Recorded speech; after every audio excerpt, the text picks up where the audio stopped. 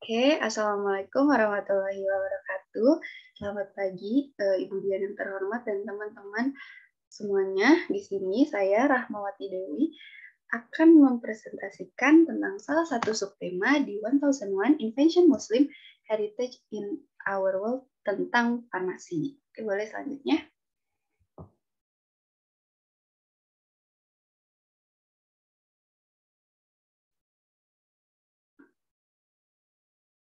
Oke, di sini ada beberapa topik yang akan saya bahas. Yang pertama ada sejarah farmasi Islam, fase-fase farmasi, kemudian tokoh farmasi Islam, farmasi di Indonesia, penutup, serta sumber yang saya pakai. Oke, selanjutnya.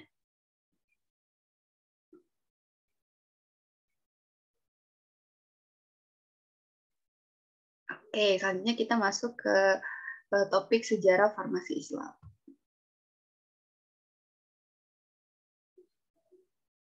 Oke, latar belakangnya ialah ilmu resep sebenarnya telah ada, dikenal semenjak timbulnya penyakit tentunya. Dengan adanya manusia di dunia ini, mulai timbul peradaban dan mulai terjadi penyebaran penyakit yang dilanjutkan dengan usaha masyarakat itu sendiri untuk melakukan usaha pencegahan serta pengobatan terhadap penyakit tersebut.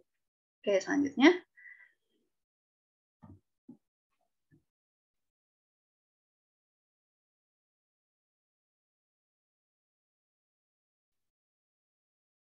Oke, sejarah farmasi Islam. Sebelumnya, saya ingin kasih tahu nih bahwa farmasi itu merupakan salah satu bidang keprofesian dalam tenaga kesehatan yang merupakan kombinasi antara ilmu kesehatan dan juga ilmu kimia.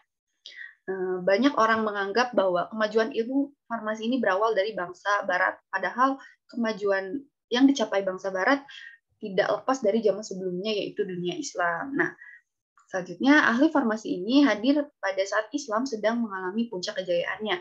Pada abad ke-7 sampai abad ke-12, para ilmuwan muslim secara khusus memberi perhatian untuk melakukan investigasi terhadap beragam produk alam yang dapat digunakan sebagai obat-obatan. Nah, di sini ada fun fact juga nih, bahwa masyarakat muslim lah yang peradaban pertama yang memiliki apotek dan toko obat. Selanjutnya.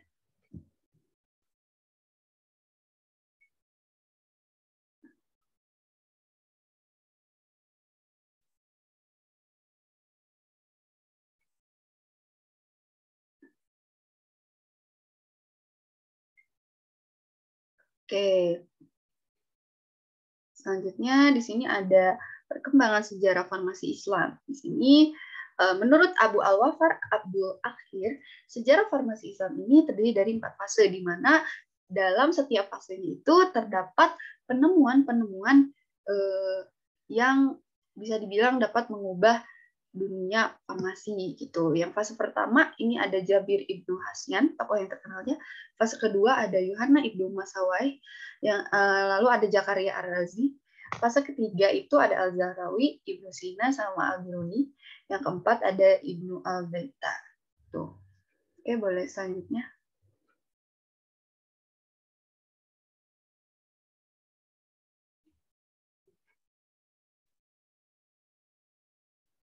Oke, selanjutnya kita akan masuk ke tokoh farmasi Islam.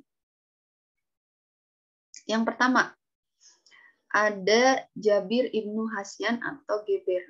Beliau lahir pada tahun 720 Masehi dan wafat pada tahun 815 Masehi. Jabir Ibnu Hasyan ini tuh salah seorang yang dianggap pantas sebagai wakil utama alkemi atau ahli kimia atau the father of chemistry Arab pada masa awal perkembangannya. Nih, karyanya ini ada kitab Al-Khamir atau tentang fermentasi, yang kedua tentang buku besar sifat kimiawi, seperti itu. Boleh selanjutnya? Selanjutnya ada Yohana Ibnu Masawah.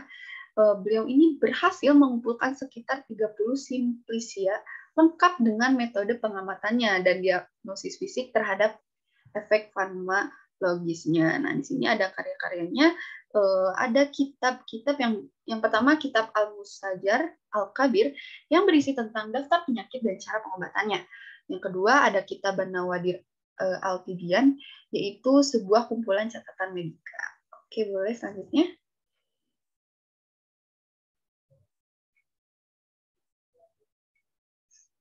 Oke, selanjutnya ini ada Al-Kindi ya teman-teman. Di sini yang mencoba menetapkan bahwa efektivitas obat-obat campuran tergantung atas hubungan matematis antara bahan-bahan obat itu.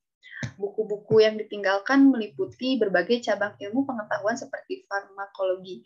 Jadi farmakologi itu teori dan cara pengobatannya. Terus beliau juga membuat buku tentang matematika, geometri, ilmu hitung, ilmu jiwa, politik, musik, dan lain-lain. Di sini karyanya ada Risalah fi Ilatnaf Adaman 14 Masehi, sama ada Risalah fi Asyifiyat As-Sunnah. Oke, boleh selanjutnya. Oke, tokoh selanjutnya itu ada Ibnu Al-Baitar. Dia terkenal sebagai dokter hewan ahli botani dan farmakologi. Ia mengupas tumbuhan-tumbuhan yang berkhasiat obat atau bisa kita kenal dengan nama herbal gitu. Lebih dari 1.000 tanaman obat dipaparkan dalam kitabnya.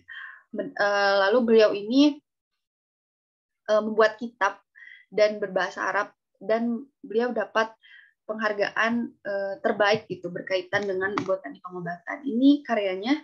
Di sini juga ada gambarnya teman-teman. Contohnya ada contoh gambarnya. Ini adalah kitab Al-Jami li Mufradat Al-Adwiyah wa Al-Agdiyah. Di sini kumpulan makanan dan obat-obatan yang sederhana. Boleh selanjutnya. Oke, selanjutnya di sini kita bakal bahas tentang farmasi di Indonesia. Di Indonesia sendiri gitu sudah mulai sejak zaman Belanda.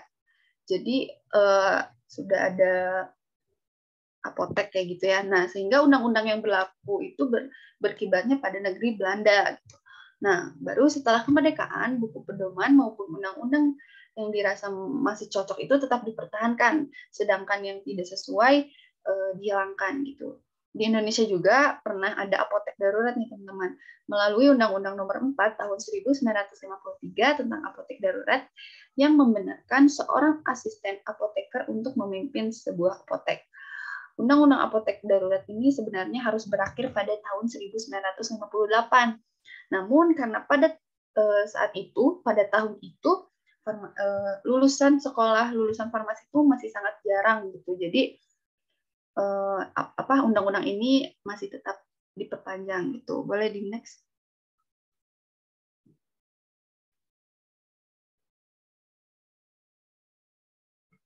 Nah, ini yang tadi aku bilang, karena lulusan apoteker ternyata sangat sedikit, Undang-Undang Apotek Darurat tersebut diperpanjang sampai tahun 1963.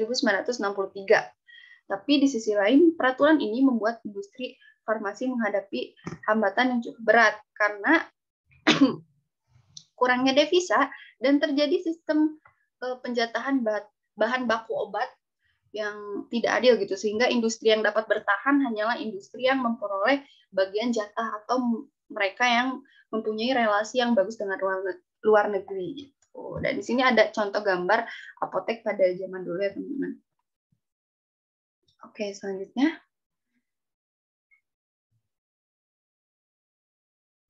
Nah, kita bakal bahas perkembangan industri farmasi di saat pandemi pada saat ini gitu. Seperti yang kita tahu, wabah COVID-19 ini sudah menyebar semenjak 2 tahun lalu ya, bulan Februari Maret gitu. Hal ini tidak hanya berefek pada industri farmasi di Indonesia, tapi di Asia Tenggara juga. Nah, menurut Fit Solution ini, Indonesia diperkirakan akan menjadi negara dengan pertumbuhan sektor farmasi tercepat di kawasan Asia Tenggara selama beberapa dekade ke depan. Namun, dilansir dari Oxford Business Group atau OBG, nah, akibat pandemi virus corona, Indonesia dinilai perlu meningkatkan kapasitas produksi farmasi untuk memenuhi kebutuhan dalam negeri yang mendesak. Tujuannya agar dapat melindungi negara. Boleh selanjutnya?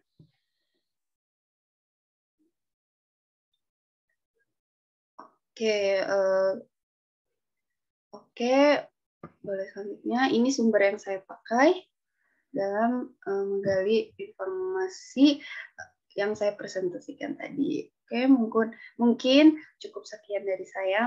Mohon maaf bila masih banyak kekurangan. Terima kasih atas perhatiannya. Wassalamualaikum warahmatullahi wabarakatuh. Terima kasih.